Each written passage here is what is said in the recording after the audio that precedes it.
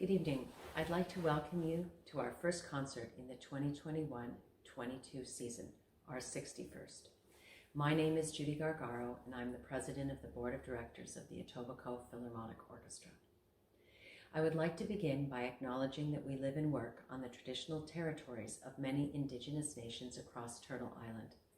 While we meet today on a virtual platform, we must recognize the importance of the land and our treaty agreements. We acknowledge the ancestral and unceded territories of all Inuit, Métis, and First Nations peoples. As our EPO community encompasses many geographies, we ask that everyone take a few moments of their day to find out which unceded or treaty territories you may live and work on. In particular, we ask that you privately reflect on the recent events related to the residential schools and the missing and murdered women and girls. We've been rehearsing and recording safely over the summer and fall to bring you the music you will hear this evening. While things are slowly getting back to the way we operated prior to the pandemic, the EPO is still challenged to find an indoor space to rehearse in that meets the necessary requirements and to find a location for in-person concerts. We hope that this will be one of only a few virtual concerts this season and that we will be back live and in person in 2022. In fact, we are inking the plan for our 60th anniversary gala concert, which will take place in June of 2022. As you are enjoying Voices of the Orchestra tonight, we hope that you will consider making a donation to the orchestra to help defray our ongoing costs. In addition, we are running our successful Wine Survivor fundraiser again. The first draw will be on Monday, November the 8th, and make sure you buy your spot before Monday. You can go to our website at www.eporchestra.ca to find out the details. I want to extend my thanks to Matthew Jones, Mark Whale, the musicians, board members, and volunteers who have made tonight a possibility. I hope that you enjoy this concert and that you continue to support us in these challenging times. Without further ado, I'd like to turn things over to our hosts for this evening, Matthew Jones, our music director, and Mark Whale, our concertmaster. Thank you.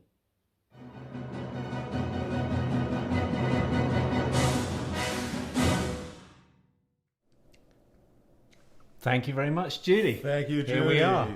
Welcome, everybody. It's great to be here again. We were just reflecting that this time last year was our first online performance. Incredible. And we're a well-oiled machine now. Yes, I hope we're a well-oiled There we go. machine. We're going to find out. Lots of oil. Yes.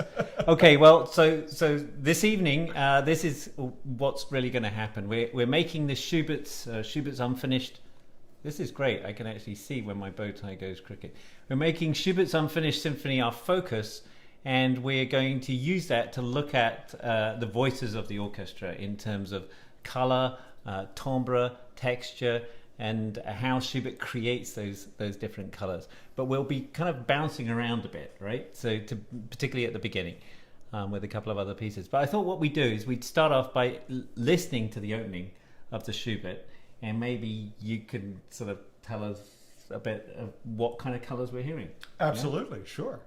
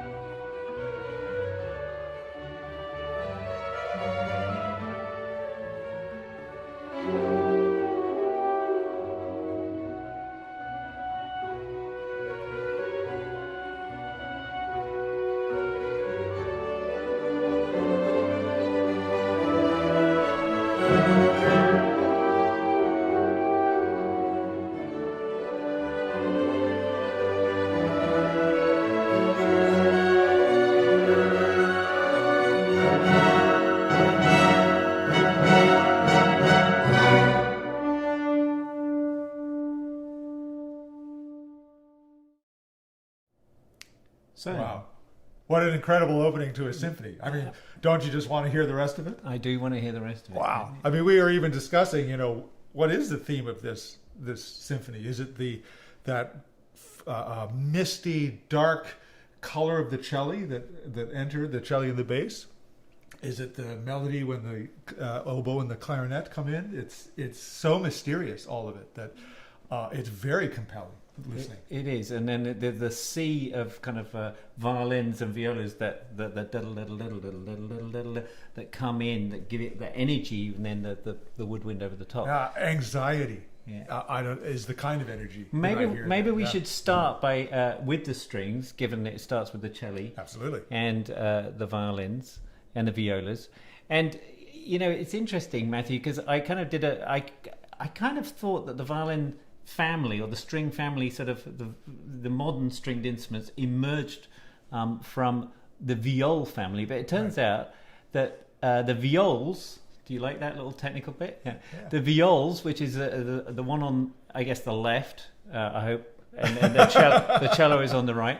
So the viols and the modern instruments emerged at the same time, around about the 16th century. And then because viols are so quiet, and they have these limitations in terms of, I guess, projection, less music was written for them, and the violin family took off. Absolutely did. It was louder, it was more flexible, so I think composers really got excited about the personality of those string instruments compared to the personality of the gamba family. Right, and the gamba it's interesting you say that, because the gamba is so called because it is played on your legs. Literally, yes. Right? And the violins are called viol da braccia, right? So the violin, viola, and cello. I mean, cello you obviously play between your legs, but they're actually just an extended, bigger violin. So they're from the same family. So they were, braccia means arm, apparently. So it's pretty Absolutely. interesting. And is it, and when you're talking about that, it wasn't just this size of instrument that was played in the legs. Even the smaller and more treble instruments were also played on the legs. Yeah. And the other thing about the viols, of course, is they have frets. If you see there, if you look at my violin, how do I do this? So if you look at the violin, it doesn't actually have any frets on the fingerboard, but the viol is like a guitar in that it has little bars across there, so you actually know where you're meant to be putting your finger. Can you show the profile of your instrument for people too? Because if you look at the back and the front of that, there is a bulbous shape to it. That's right. So there's a curve. So viols have flat backs, and the viol shape goes kind of like down here. So these were all elements that made it louder, and the strings on this modern instrument are there's much more tension on them, so they're much more alive and sprightly. Yeah, absolutely. So it gave a much different personality, and when you listen to the Schubert and you listen to those strings, there is a nervous energy, partly because there's so many string players playing, but it's a very soft sound. And I love that restraint. I just think that's a color that's, And the other thing about the modern instrument we were talking about earlier is the bow. So the bow of the modern instrument, and I've got one here. So you'll see you can tense it so that it's quite tense, so you can actually put quite a lot of pressure on it. The Baroque bows that viols used and early Baroque instruments were more like actually shaped like a bow. And they're a lot softer, so you can't actually get the same kind of articulation. Yeah, it's funny. When they invented the modern bow, they were trying to make it less bouncy, but they ended up making it more bouncy. And that bounce, though, also has expanded the opportunity for articulations, which we're going to talk about as we listen to this repertoire. Yeah, and so one last thing. So we're now going to play a little bit of Bach. Who was a Baroque composer writing sort of at the beginning of the 18th century. So this piece will have probably been about 1720, something like that. And it's a piece that's written for 2 solo instruments and an orchestra. So it's famous, called the Bach Double Violin Concerto. One of the things that the Baroque composers did, and this is one of the fundamental inventions, was to really invent the bass line. It's called the basso continuo. It's a continual bass line. So they put down this foundation. These Baroque composers would put down a foundational line, this bass line, and then that will be pitted against then this kind of a soprano line, which would be the tune. And so you'd have this kind of tension between the foundation and then this florid melody going over the top. And I think this piece really displays that, because you, particularly Matthew with his green shirt on, you're going to see the bass section and then the tune over the top. So here we have the opening of the Bach. We're just doing the opening for the moment.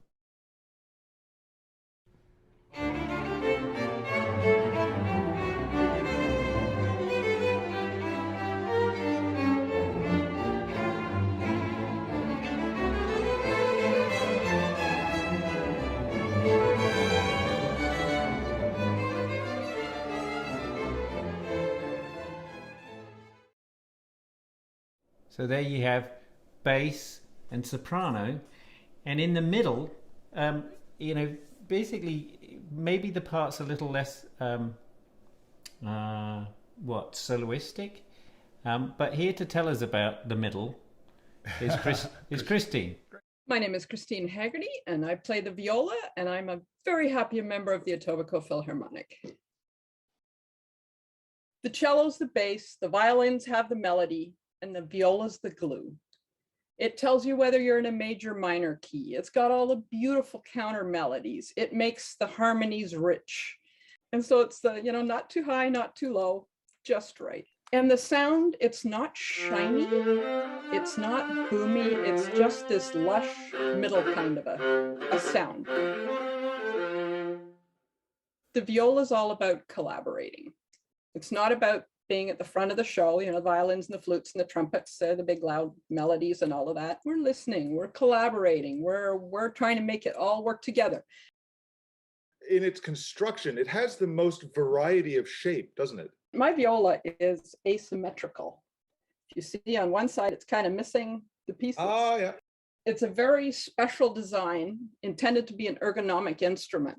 The bridge is different, the fingerboard is different, and the whole aim is that you don't have to pull up your arm so high to play on the C string. Some people say it's the heaviest instrument in the orchestra, actually, for the player. The interesting thing is, given the range of the viola, it should actually be about a third larger than it is. My name is Christine Haggarty, and I play the viola, and I'm a very happy member of the Etobicoke Philharmonic.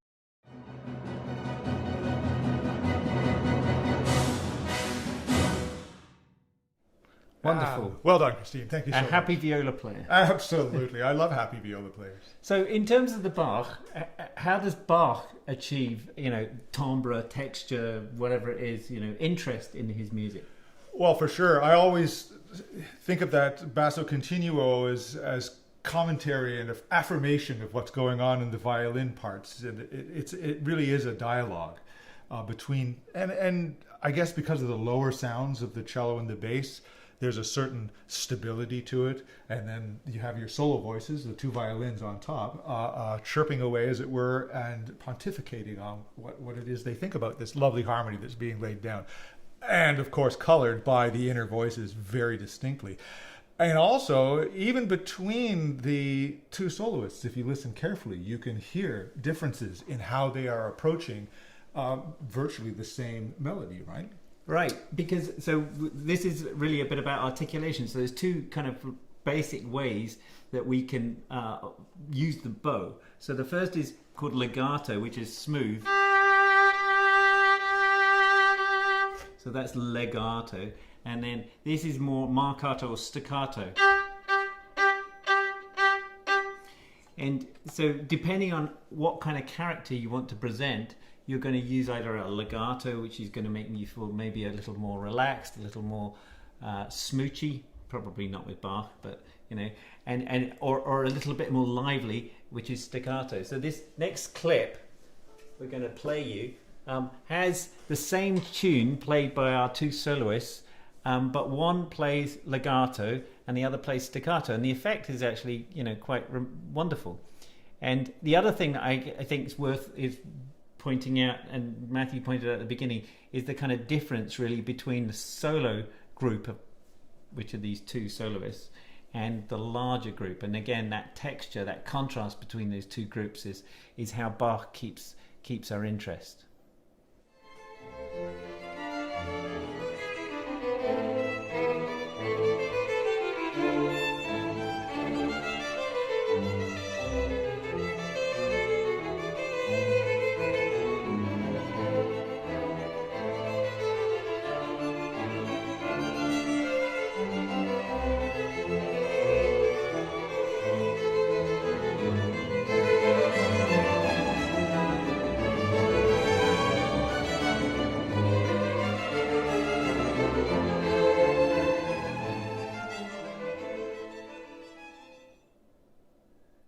Did you hear that? Absolutely, yeah. I mean, it's subtle. Ionel, and then Katrina. Yeah, and a totally different character, right? And justifiable in the context of the piece. You have the first sounds that we heard from Ionel answered and commented on by for sure. Lovely. Two different voices, two different characters. Yes. Simply by the use of the bow. Mm-hmm. Okay, let's listen to the whole thing. Yeah? Great. I'm all in.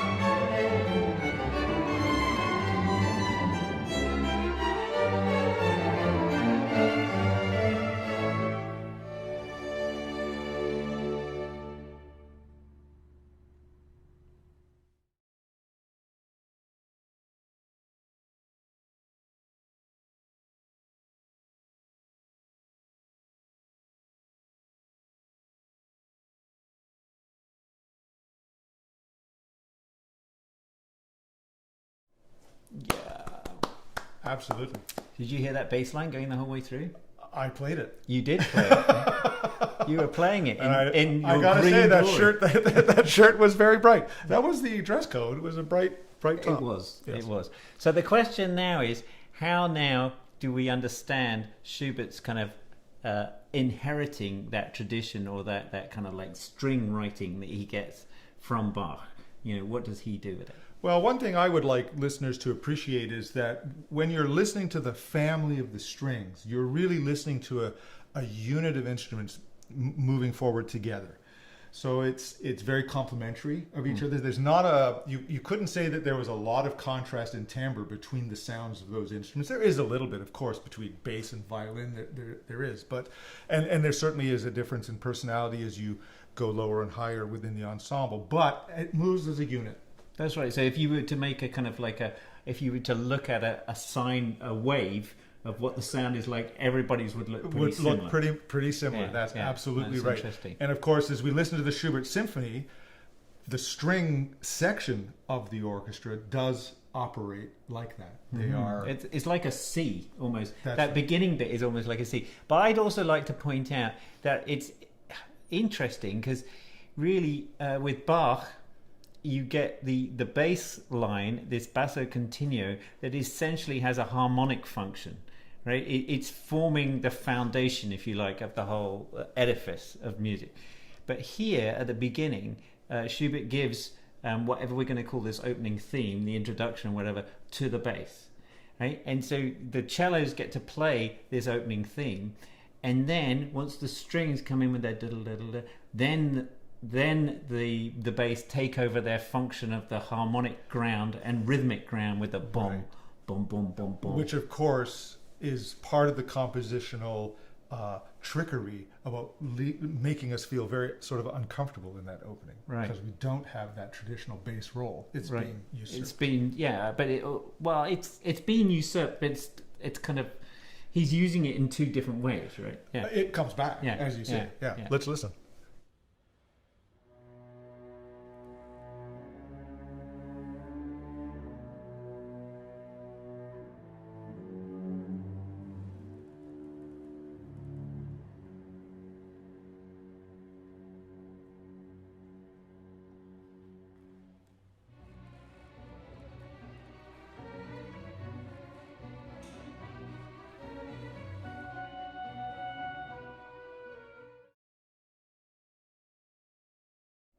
Do you hear that? Boom, boom, boom, boom, boom, boom, boom, boom, boom. Let's just listen to that again.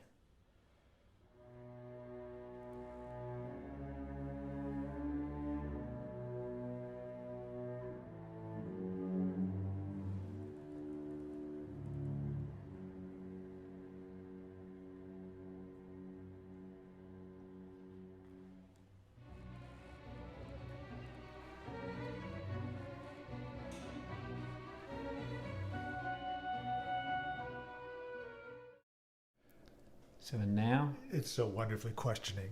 yeah. Yeah. But now we get the woodwinds. Yes, now enter the woodwinds. That's right. And of course, a completely different soundscape to the strings. Look, we've been obliterated again. But But there is the woodwind. there they family. are in their glory. Yes. The flute, the piccolo, the oboe, the clarinet, bassoon. We just heard the oboe and the clarinet coming in there. Indeed. Yeah. And so what we're going to do now, if I can remove that picture, this is a new technology for me. There you go. Is we are going to kind of focus in a little bit on the woodwinds. And with a piece by... Milhaud, yes. La Cheminee de Rennes. So I think if we were to directly translate that, it's to warm oneself at King Rene's chimney.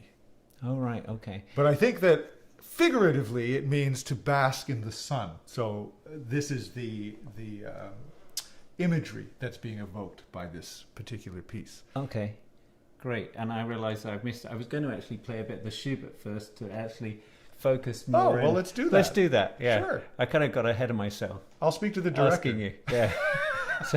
so here's the Schubert with a little bit more of the wind than you've heard so far.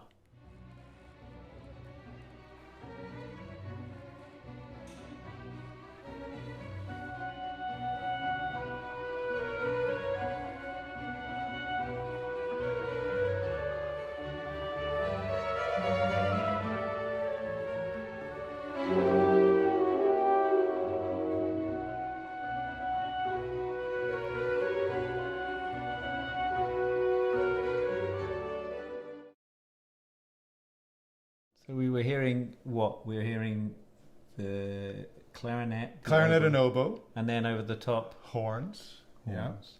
And you can hear these instruments, their sound is a little bit more directive, isn't it? And they are now commenting on this ether that the strings are providing and giving us a hint really about what it is that we're talking about here. Okay. And so now we're going to get into the meal. Okay. Okay. And this piece, say it again, La Cheminee du Roi Renee. Yes, that's right. Yes, very good. Well done. My To bask in the sun. Okay. And this was written by Milhaud in 1930, 40, something like that, for this film, right? Do you like that? Yeah.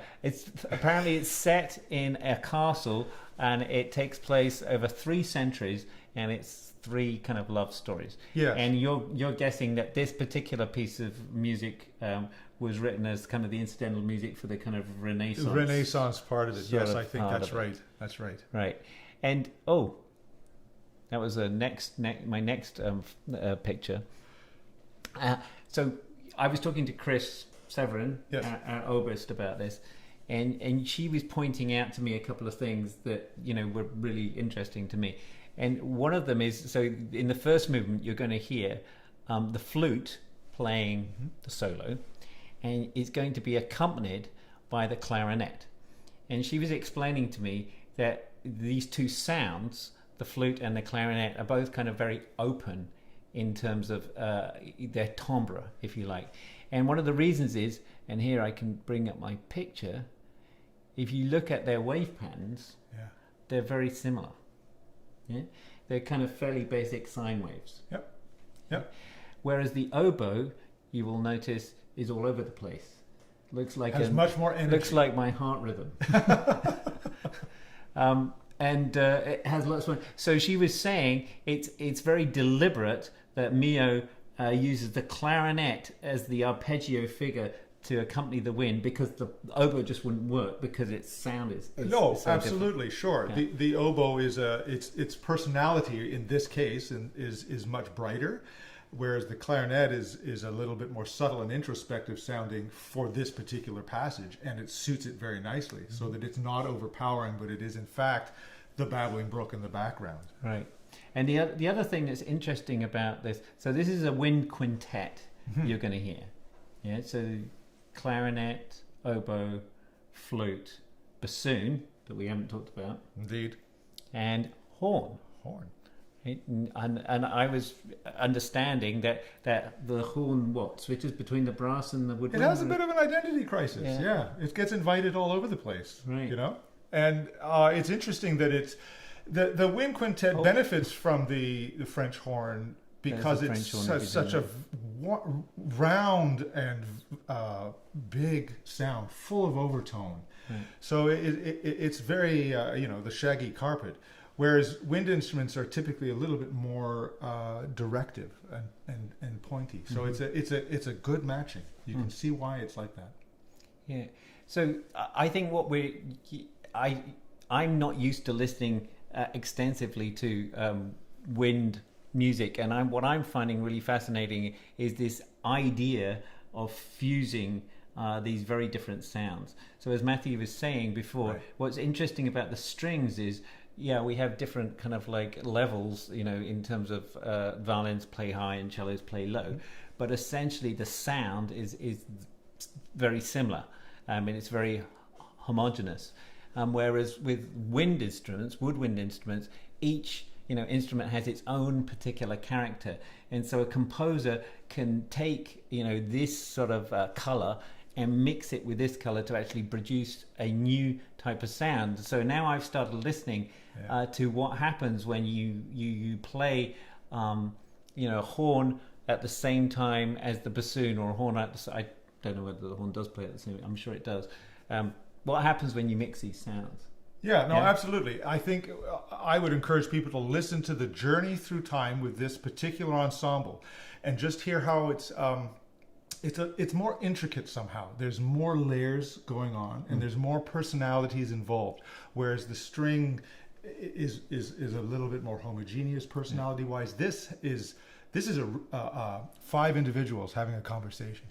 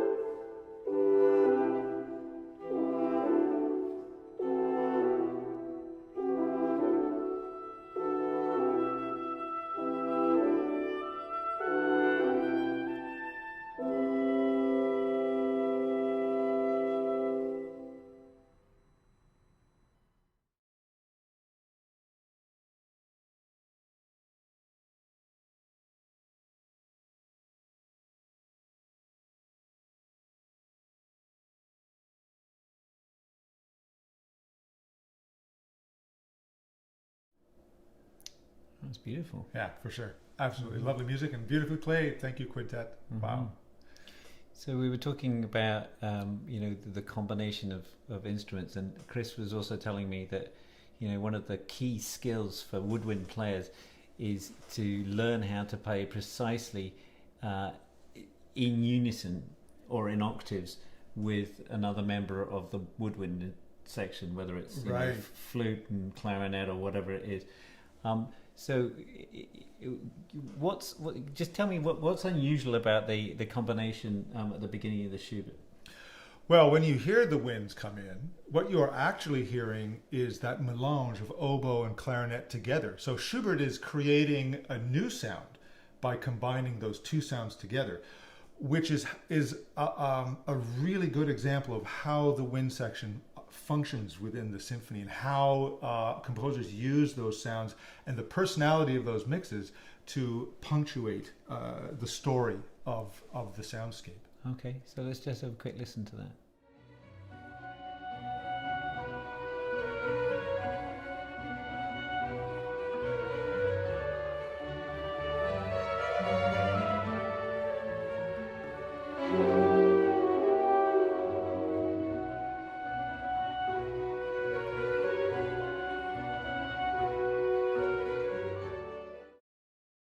So it's incredible, isn't it? Actually, I mean, unfortunately, the camera didn't work on Terry. I have already apologized to the clarinets and to the horns, and I will apologize to our audience this evening that yes, the camera that was supposed to pick up those delightful players and those beautiful instruments, didn't work. So it seems that Chris is producing that incredible sound from her. But in a way, that the illusion of that is kind of how it's meant to be for the listeners. Like, is that an oboe?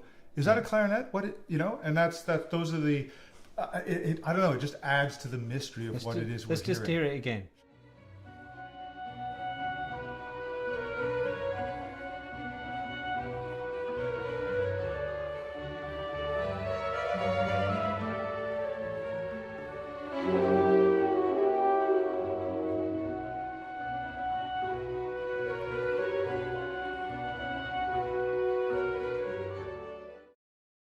And I love the horn.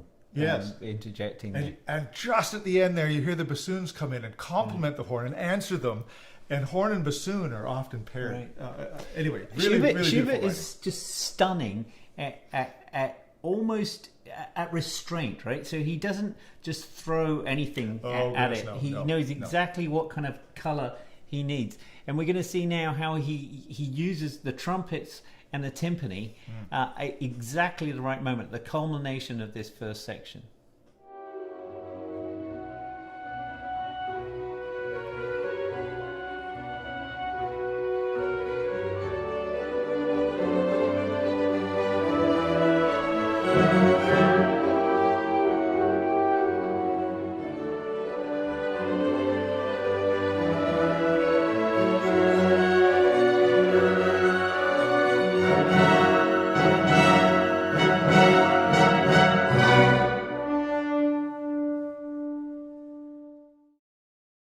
So just the right amount of edge. Right? Absolutely, he pushes it. It's very deliberate, though. Yeah, it's not gratuitous. It's very impassioned. It's a cry, a yell. A bit like Rob. Rob's very impassioned, right? There you go. The trumpet has a extremely brilliant sound, powerful, intense. It's sometimes even regal and melodic, strident, some might say. It's amazing. It's a very versatile instrument. My name is Rob Burston, playing second trumpet in the Stoica Philharmonic Orchestra. This is a C trumpet. I also play B flat, E flat, D, piccolo, but most often we play C and B flat in the typical North American orchestra. Does the sound of the trumpet change depending on what transposition you are working with? Slightly. C trumpet has a little bit more of a brilliant sound to it. B flat almost has like a little bit darker tone to it. And when I heard it, like you could hear it in almost any type of genre of music. You could hear it in classical pop, jazz. And I just love the sound of trumpet. It's just such a great, brilliant sound, Do you take a certain pleasure then when, composers ask the trumpets to soar above the rest of the orchestra in that heroic, wonderful sound? Trumpet players also have a little bit of egos. I kind of feel that a little bit when I first started, and sometimes in the professional world. But I think it's just our competitive nature. I don't think we're really egotistical. We're more competitive. I think they would be a bold person, very ambitious, maybe a powerful personality. You do have to be brave to play above the whole orchestra like that. And absolutely, sometimes you just have to go for it, and with many years of practice, you can go for it with confidence, and you'll hit it. My name is Rob Burston, playing second trumpet in the Stoica Philharmonic Orchestra.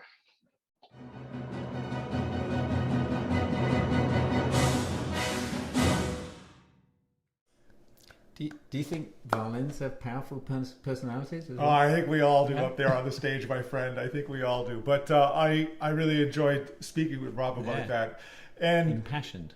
Yeah, absolutely. Absolutely. And I'm so glad to see that. I remember Kramer from when we did the Beethoven mosaic. So I'm glad Kramer's still in the background, alive and well. That's good. Okay, excellent. So the next clip we're going to play you is kind of a bit of a test for you guys, because you're going to hear string articulation, that kind of legato, and then the kind of staccato sound. And then you're going to hear different layers, different textures of instruments. So the woodwinds against the strings, and then of course the brass are going to come in, and the timpani are going to come in to give it that kind of like the climax. And then suddenly he's going to give us little snippets of, and the flute is going to figure, which interestingly is not figured as much as you might. I would have thought it might have figured. So this is another little clip. Give Schubert a chance. Yes.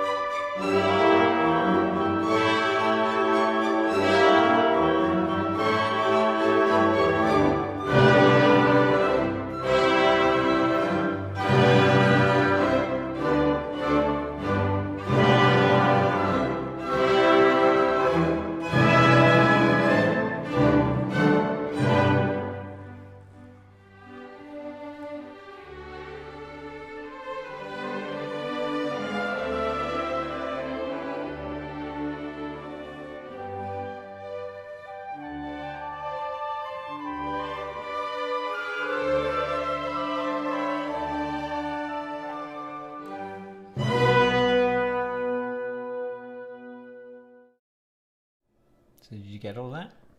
Yeah, I think so. Yeah. So we now come to what's called the development. So it's all right, I'm not going to give you theory lessons, but usually these movements you have something called the exposition, where all the themes are made, and then you have the development, where everything, they fight it out, these themes fight it out, and then you have it all repeated.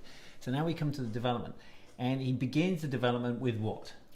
Well, we go back to our mysterious theme a little bit, in a different key though.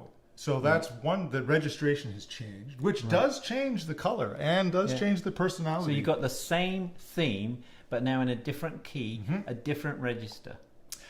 And it plays with that a little bit, shortens it, compresses it. And puts it into the violins, right? Yes, it changes the instrumentation, and all of those things combine together to... Schubert makes us feel clever. We recognize this, and we know where it's from, but we also recognize that it is being changed. Different, yes, it's being developed.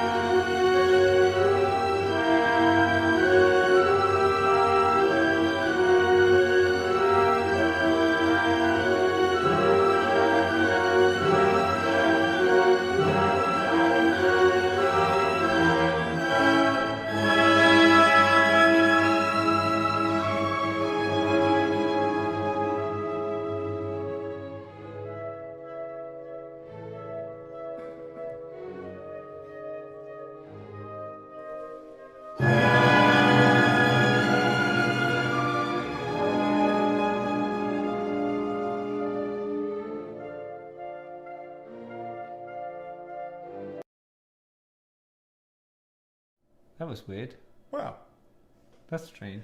Anyway, I apologize. We got the essence gist. of it. Absolutely. Yeah, you got the gist. Hat off to Stan in the trombone section, keeping down Absolutely. holding the fort down there. It was awesome. So Matthew, just before we're going to do one more thing before we give you the whole performance, and we want to move to the second movement, but maybe this is the time. What's unfinished about this symphony? Well, normally a symphony would, of course, have 4 movements in it, right? Right. So we're down 2. And it's one of the great mysteries of symphonic music as to why this symphony was left with only its 2 movements. And it probably should remain a mystery, too.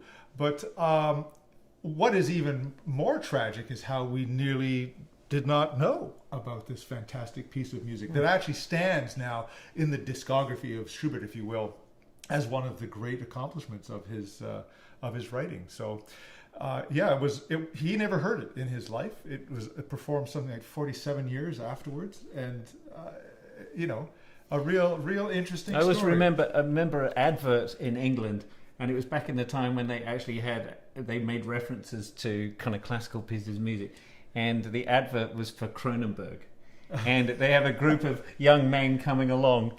And they're knocking at Schubert's door, and they knock at his door, and he comes out, and they're saying, "Are you going to come for a drink?" He said, "Yeah, I'm going to come for my drink." And he said, "But what about your unfinished symphony?" And he goes, "What about my unfinished Cronenberg?" Yeah, well, there you go. There you go. That is as likely a hypothesis as many of the other ones I've heard. Yeah. I mean, in more seriously, it could be tied to his illness. I mean, at the time they claim he had dysentery, but of course, history tells us it was probably syphilis, which is a terrible affliction at that time.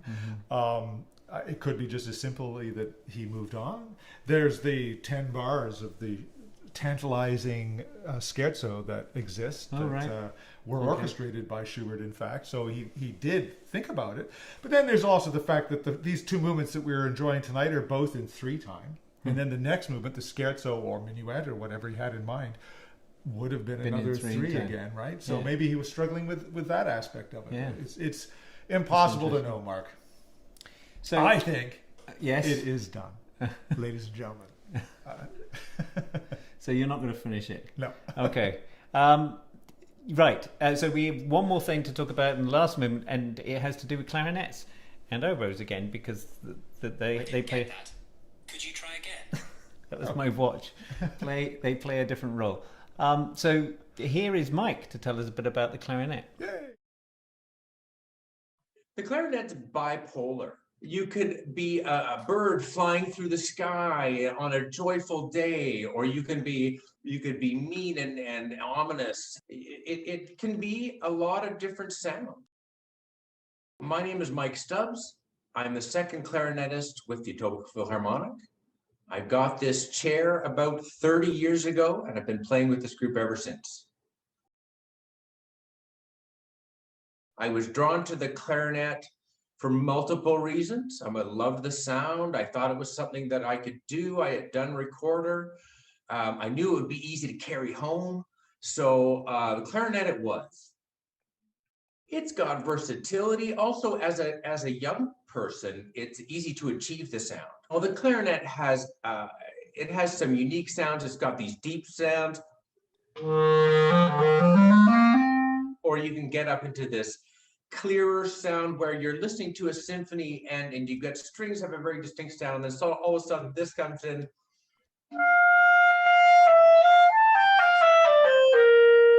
Just a completely unique sound, different from the flute.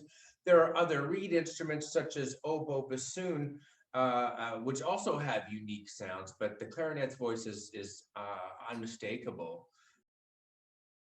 But it also blends well. There's times where in my early days of orchestra where the composer will have set up a flute clarinet duet, and it sounds like one new instrument almost, so it's wonderful what orchestration can do with clarinet. My name is Mike Stubbs. I'm the 2nd clarinetist with the Etobicoke Philharmonic.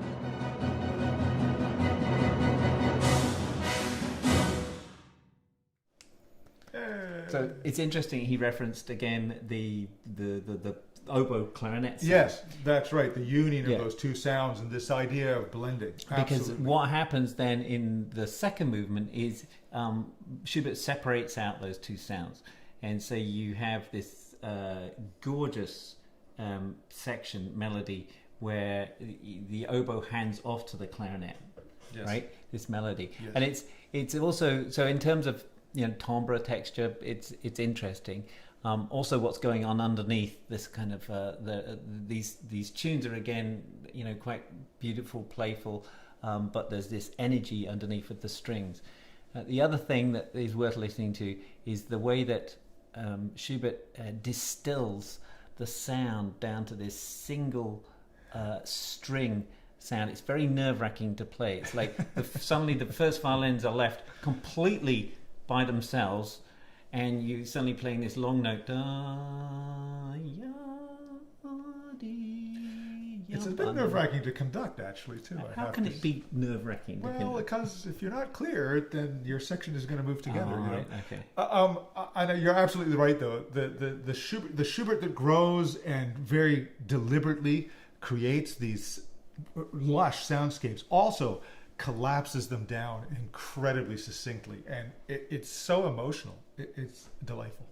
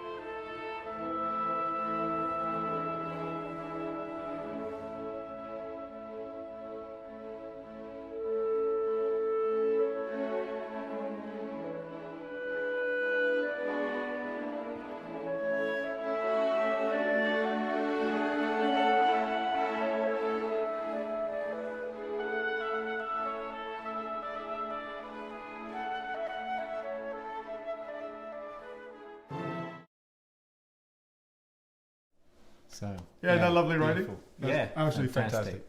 Right, well, without more ado, because Yeah, I think we need to move. We're so enthusiastic about this, and as a final word, the conductor in all of this has to have knowledge of these personalities and these soundscapes, and be shepherding them and inspiring them. So you can kind of see, I hope, in the conducting stroke, these changes in color and in the way that conductors ask for these things.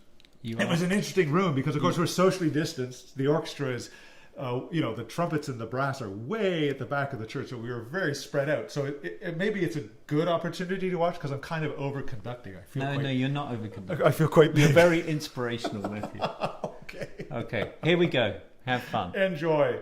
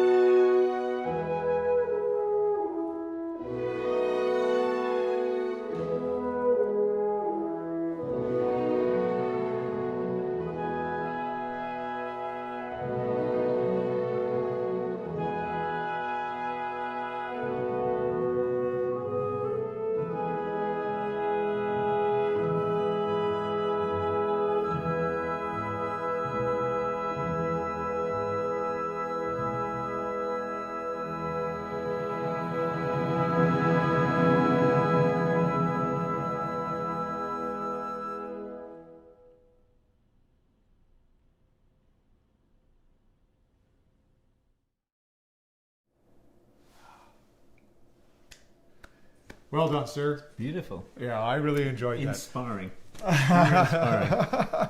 Well, I have to And the music was say, the inspiring. whole event of putting this together was inspiring. Ladies and gentlemen, this is the first time that we had really come together as a full Etobicoke Philharmonic Orchestra in over a year. And one of the most neat things about it was when we did it in the church, was that we actually emptied the church every half an hour in order to let it air out so nobody got COVID. And we had to go outside. And, you know, normally people used to go outside and have a cigarette, but of course we weren't having cigarettes at this point. And everybody went outside and everybody chatted. And you know, I had at least 3 interesting conversations per week. Not because I couldn't have had them before, but because suddenly there was this opportunity. So it was a really, not just musically, but just as a community. I felt Absolutely. It really... And Mark, you know, the next step in this recovery is, of course, to reconnect with all of you, our audience, and to bring you back into the hall so that we can have those conversations and those connections with you too. So we're really looking forward to that. In the meantime, we have another concert coming up in a similar format, our Christmas concert, December the 17th. So do mark your calendars for that. We're looking forward to presenting our concert that we are calling Why Does It Sound Like Christmas? Yeah, so I'm looking forward to that very much. Once again, we're hoping to feature the whole of our Etobicoke Philharmonic, so we'll keep our fingers crossed that we can produce that. The other thing is the Wine Island fundraiser that you've been hearing about from our presidential remarks at the beginning. It's a really important event for us at the Etobicoke Philharmonic. And it's really important for you because this could be your answer to Christmas or the festive season and the alcohol or the wine that goes along celebrating it, right? That's right, Mark. Because you could end up with like 100 bottles of wine, depending on how many people take You part. might never have to go to the LLCBO ever again. Yeah. Think on that. But I got to say, it's been a pleasure, sir. What a great evening. I really enjoyed seeing and working with our musicians again, and I'm looking forward to seeing you all again December 17th. And hopefully in person in the new year. Yeah, so you will find links underneath YouTube, both to the Wine Island, but also to the donation button, if you felt able to donate for tonight's event, and also the Zoom link.